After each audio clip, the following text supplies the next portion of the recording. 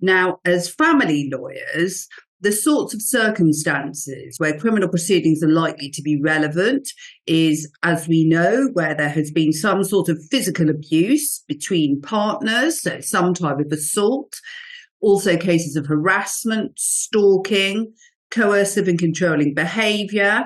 In the context of care proceedings, quite often there are findings sought in relation to injuries on children.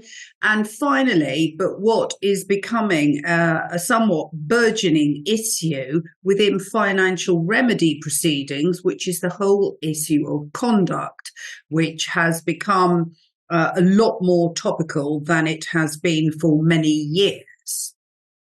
So can I just ask you then, as far as criminal law is concerned, what would you say constitutes domestic abuse?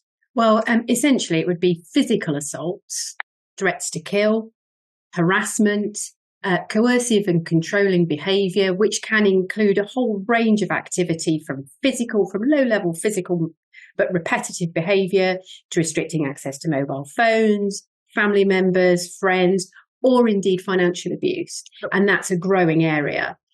We've then got sexual abuse, allegations of rape within a marriage, towards children, with both. And then, again, increasing female genital mutilation. The one buzzword we hear as family lawyers is bail. Mm-hmm. So can you just give us a quick overview about bail? When are people put on bail? So essentially, you can have bail before you're charged, or obviously after you're charged. Bail before you're charged. So that's whilst they're still investigating. Yeah. Depends on the circumstances of what the allegation is and how complex it is. Someone can be released under investigation because the case is complicated, or they don't pose a risk. So there's no time limit and there are no bail conditions. But that's been criticised massively by people because it gives the police carte blanche just to take their time. Yeah. So that we see a lot of those cases. Yeah, I mean, they're supposed to be being reduced. I'm not sure they are.